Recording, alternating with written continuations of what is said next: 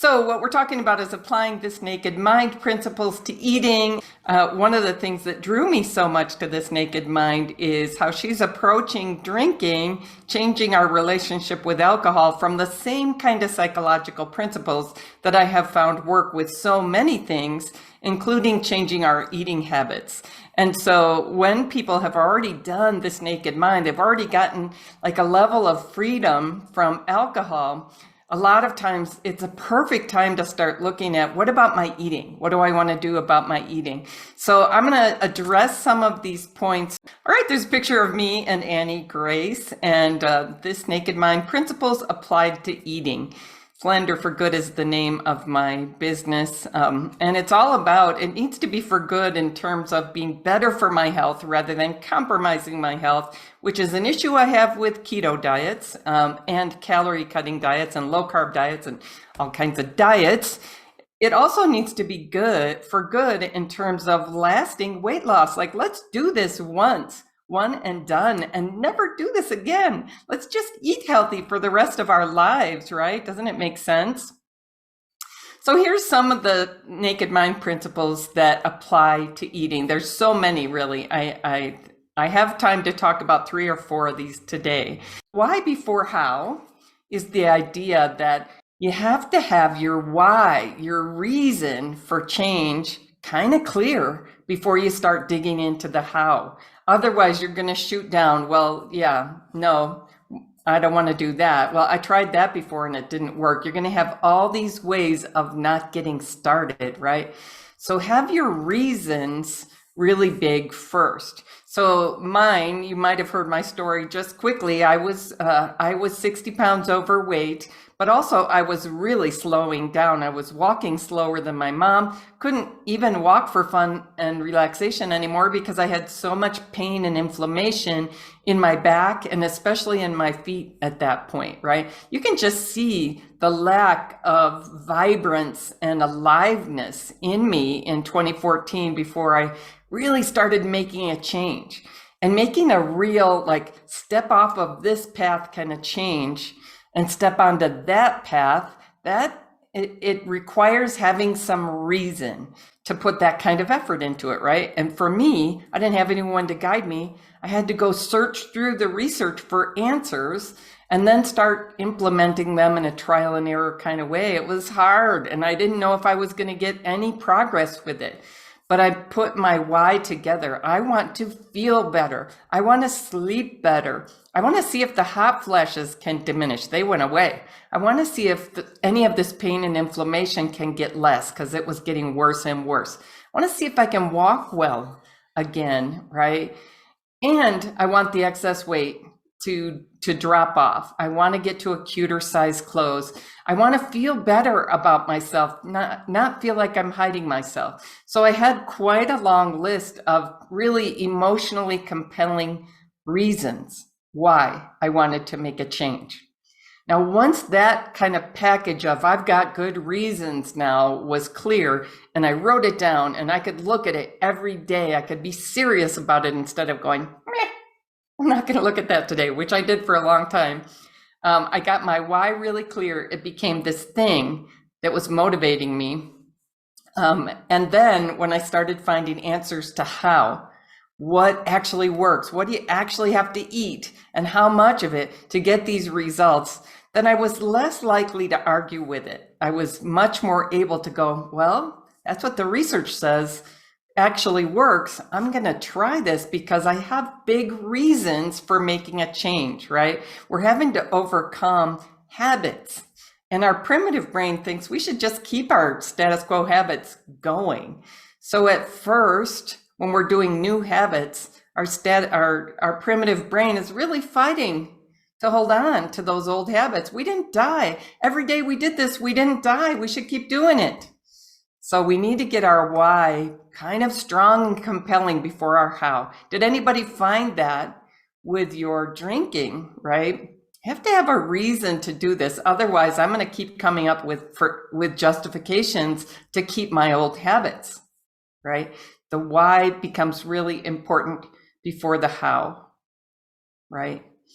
So yeah, when we focus on how first, we're sort of stopping ourselves before we even get started. We need a compelling why.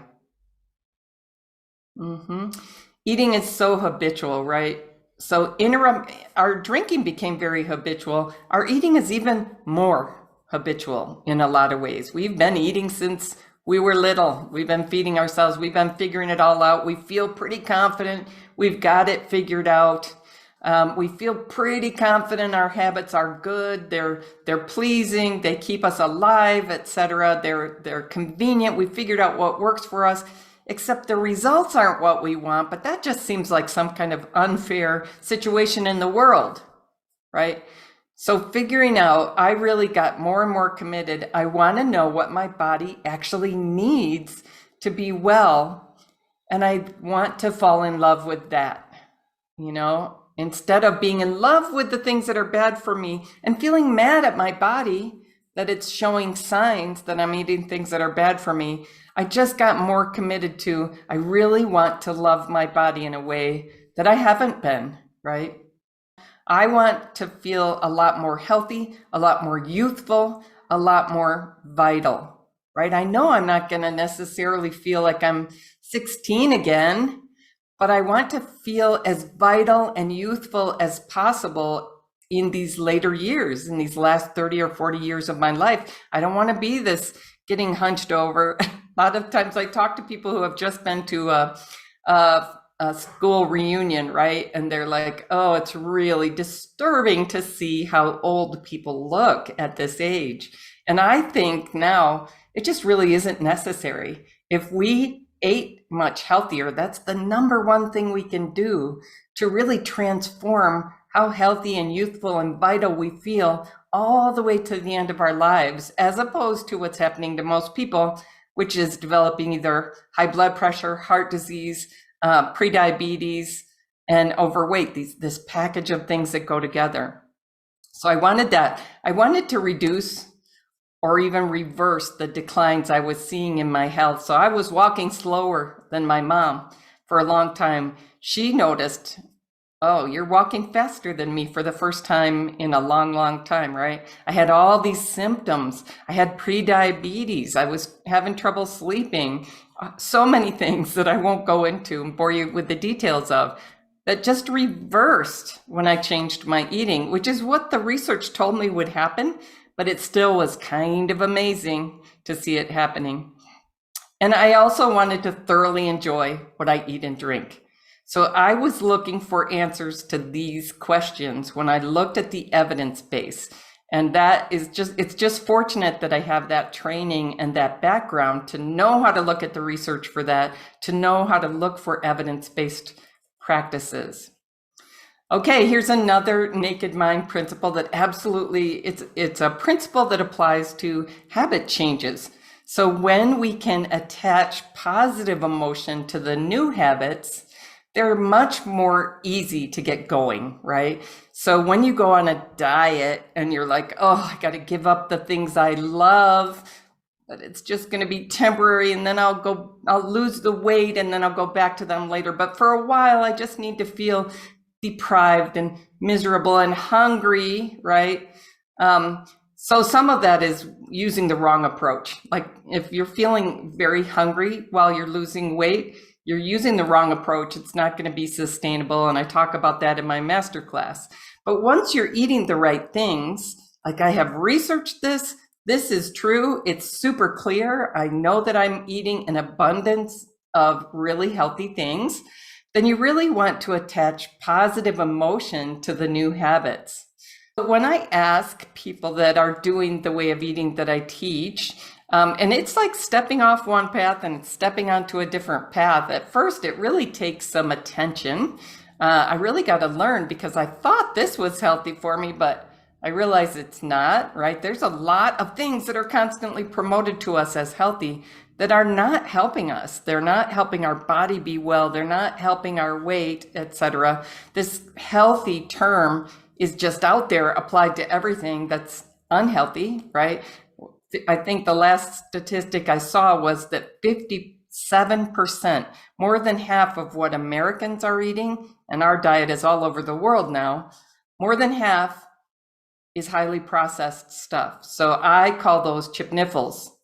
Cravingful, highly processed, non-nutritious food-like substances, right? So how much of those can we eat before our body is getting damaged? That became a helpful question to me. And frankly, I didn't know if I wanted to know, but then I thought, yes, I do. I have these goals. I have these reasons, right? So positive emotion. I started intentionally attaching gratitude to my giant plate of highly nutritious foods. I would look at it. You remember how people used to say grace? Maybe you still do this in your family, but that taking a moment to appreciate your food before you eat it, that can actually, research shows those kinds of things, the positive emotion, actually makes us more able to absorb the nutrients. So these things make a real difference in our bodies. So attaching positive emotion like gratitude, wow, like that is really a lot of food. It's abundant, it's colorful. I can see the nutrition in there. My body's going to be so happy to get this. That's one kind of positive emotion I attached. Early on, by the way, when I'm working with people who are changing their relationship with drinking, changing our relationship with eating, early on there can be a feeling like, what do you mean? How am I supposed to feel positive about this? I remember when I started this journey, I changed my eating and my drinking both at the same time because I had a big reason. I'm going to end up in the nursing home if I don't change this. And so I didn't feel positive about it, right? I felt scared. It's going to be suffering. I'm going to be so miserable. I'm going to have to eat things I don't like. I had all those ideas. So one of the things I started doing is journaling every morning, and I would be crying about how scary it was and what if I'm going to end up in a nursing home anyway, because it's too late or because these things really, don't work for me. Okay, where can I find a little positive emotion? I did awkwardly intentional things like setting a timer for 2 minutes and doing a little dance and song around the house. Felt stupid. But just intentionally putting positive emotion into my day started building momentum, started making things easier and easier. Of course, then it was pretty fast that some of the pain disappeared, that I started feeling more energy, that the weight just started falling off, and that became self-reinforcing. And I started attaching positive emotion to that. Look at what you're doing. It's changing things. Apparently, your body is happy with this. I'm so glad. When I would be hard on myself, and I'd be like getting this panic feeling, oh my gosh, this is going to suck. I don't know if I can do this. What if I end up in a nursing home anyway? I would realize that's your primitive brain fighting to hold on to the old habits, which it thought were keeping you alive. So reassure it. It's like a child. It's okay. Nothing terrible's happening. We're just eating a lot of nutritious food. We're going to be okay. So instead of yelling at myself like I used to, you idiot, what the heck's wrong with you? La, la, la, la, la, la, la, right? Ginny, purposely attach positive emotion. So self-care, self-love, gratitude. I asked some of my Slender for Good clients recently, what would you tell people about the positive emotions that you experience? The most common one is peace. Peace and calm, sort of a more peaceful, calm kind of pleasure and enjoyment of their food and of life. So they are having a lot less cortisol in their system is one thing I'm hearing. They're having a lot less stress and anxiety associated with eating. They're not thinking about eating so much. They think about eating when they eat, they enjoy it, they appreciate it, and then they go on with the rest of their day without stress over their eating or their drinking or their weight, right? So intentionally attaching positive emotion to your habit change is very much applicable to changing your eating, right? I think of people feeling confident and clear, like just being super clear what to eat instead of confused. That's a good feeling. Like, I know this is good for me. I'm not having doubts or stress over it. People talk about feeling proud of themselves. I felt really like I really am instead of what I used to do, which is say, I'm going to have this junky thing. I'm going to have this bottle of wine because I love myself. And when I started loving myself by giving myself real nutritious foods, there's a different sense of pride in that, right? It's like good adulting kind of feeling, like, yeah, I'm not being tricked by the marketers anymore, and I'm not being tricked by an addictive process in my brain. I'm actually intentionally and thoughtfully eating and drinking what's good for me on a regular basis, right? All right, here's another principle that we see in this naked mind that absolutely applies to changing our eating habits. So if we just focus on changing the behavior, the action, I'm just going to eat this way, without changing our thoughts and feelings about what's good to eat, right?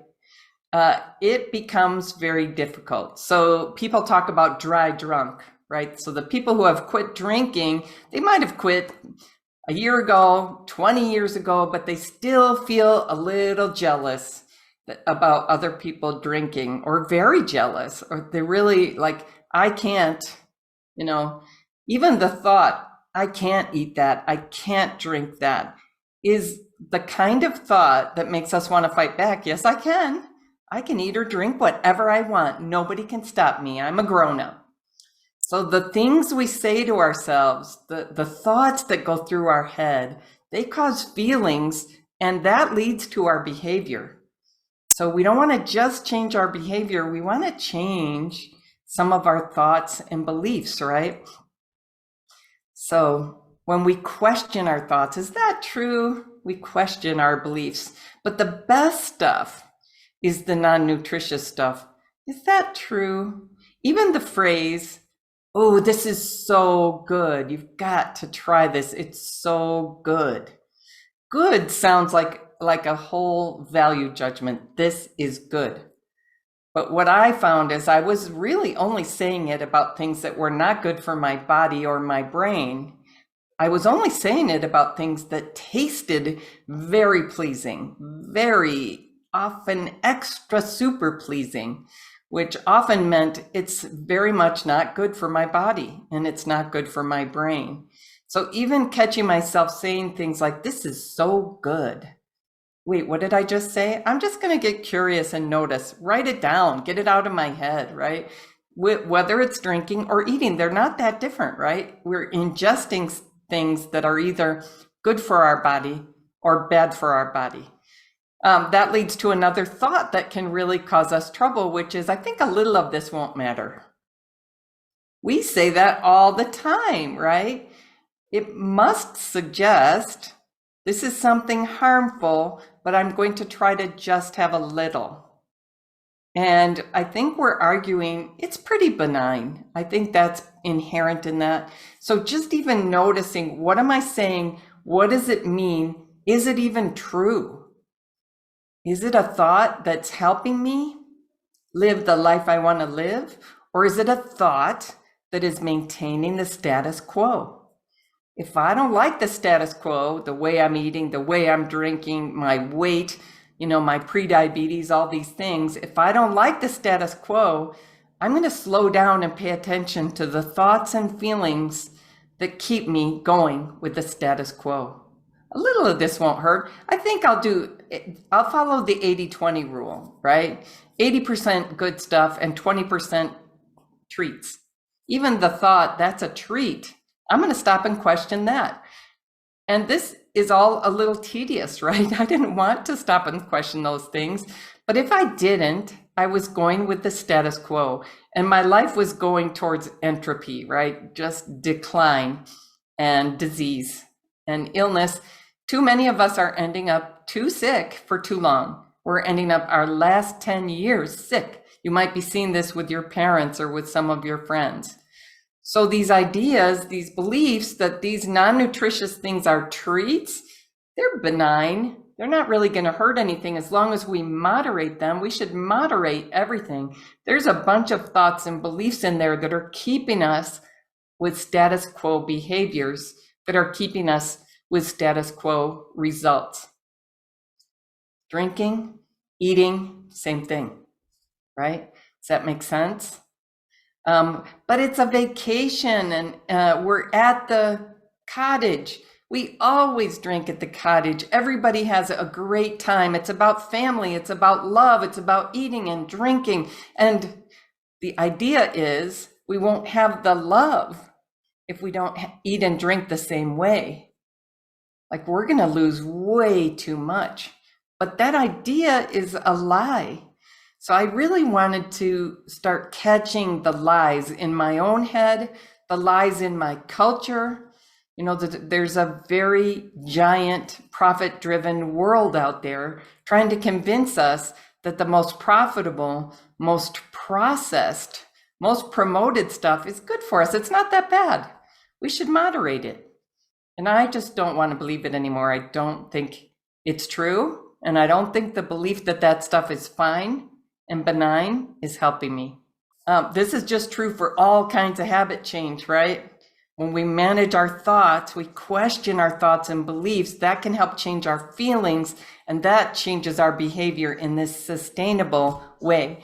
Like, our society is not going to change overnight. I hope we can change it, but it's going to take intention to eat this way. Otherwise, we're just going to keep being pulled into those old habits, those old ways of thinking and feeling. It really takes some intention. The other thing is that a sustainable habit change happens so much easier when we take a learning and growth orientation, right?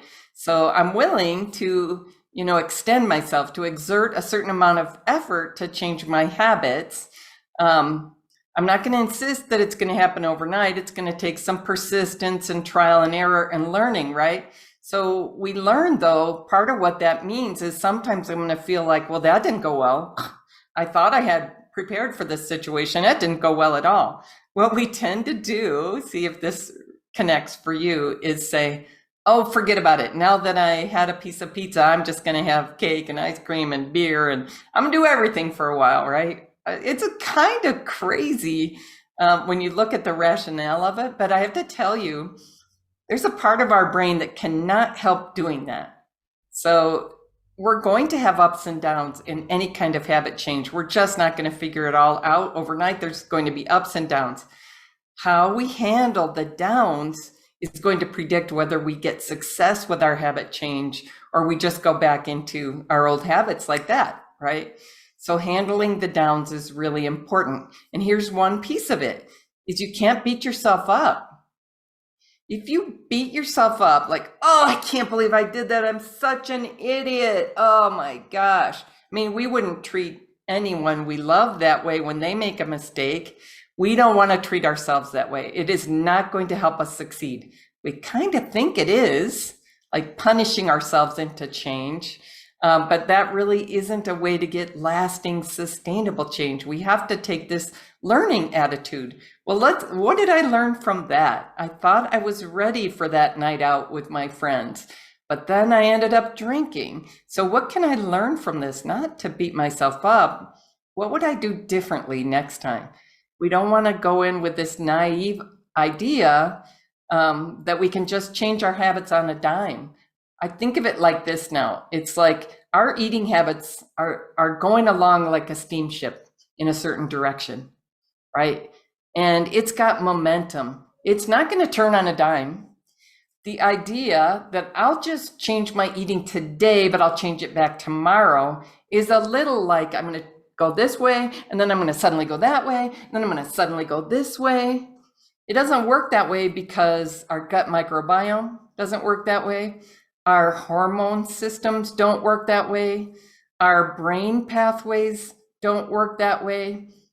Everything in society that's telling you can change that tomorrow. Oh, I'm overeating today, but I'm going to exercise it off tomorrow. Lies. These are lies. This is not how habit change works. When we're changing our habits, we really want to get momentum going with those habits. So we really want to learn, I really got off course a little bit there. What can I learn from this? Huge, right? We learned this with our drinking. Like, I need to not beat myself up. If I set a goal, I'm going to change my eating and drinking for a whole year. And alcohol is just off the table.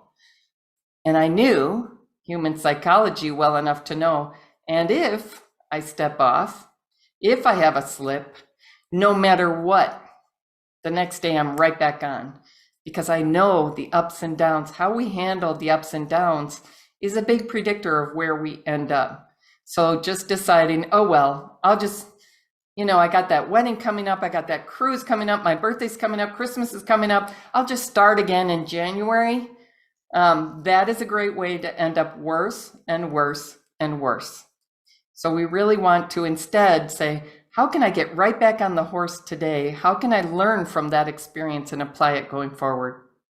So treating ourselves with grace and compassion is part of this. And I have to say, I had to work at that. I had really learned to beat myself up, to try to make myself be good, right? What can I learn from what happened yesterday? Like, we do go into certain situations with a certain amount of overconfidence. I got this figured out.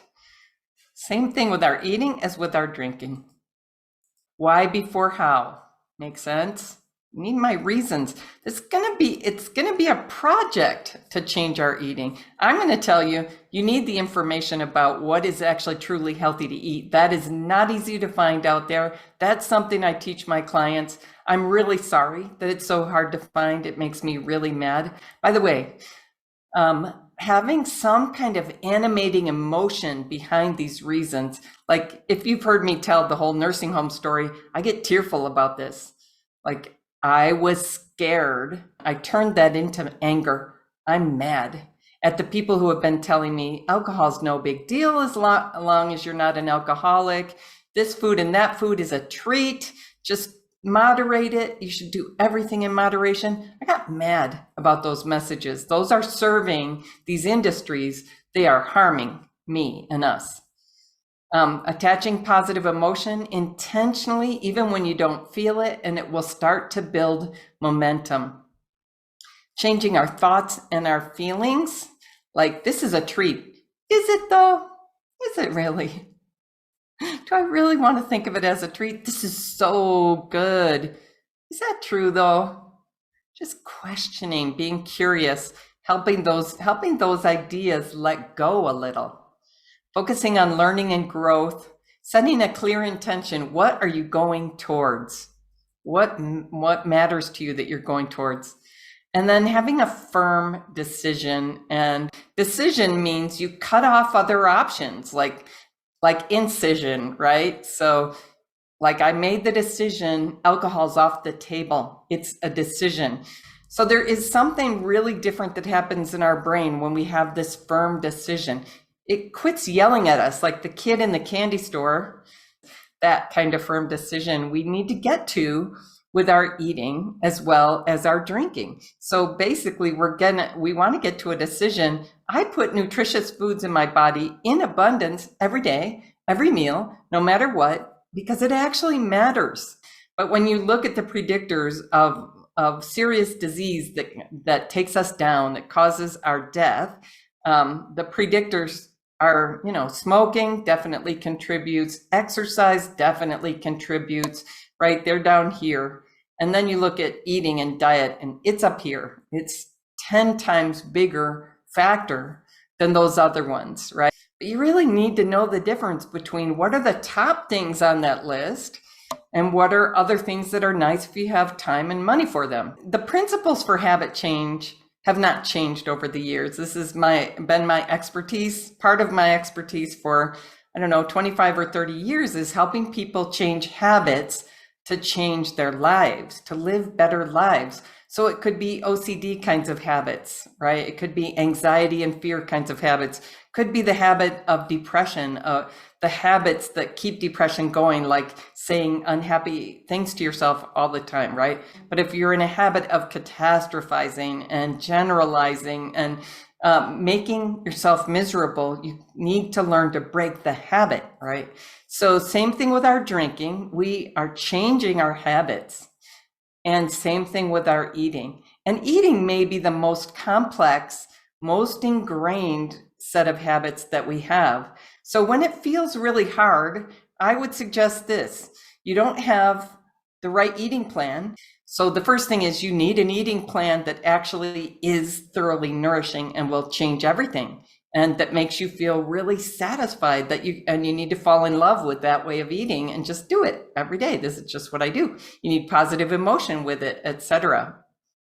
Right? And you need to change your thoughts and feelings about what's good to eat, because what you're being told and raised with every day is the worst things are the best things, the treats that you want to make room for, but you know they're not totally good for you, but they're not really bad for you either. You really want to change the thoughts and feelings that keep the status quo habits going. How did I end up helping people with weight loss? But it's because it became a big issue for me. For 80% of us, it's super intertwined with health issues, with cardiometabolic issues, and whether we're going to get to live and feel and function really well for decades to come, or we're really heading down that slope of getting sicker and weaker. And no, doesn't have to be that way, right? All right, I hope this was helpful. Let me know what you got out of it. Take care.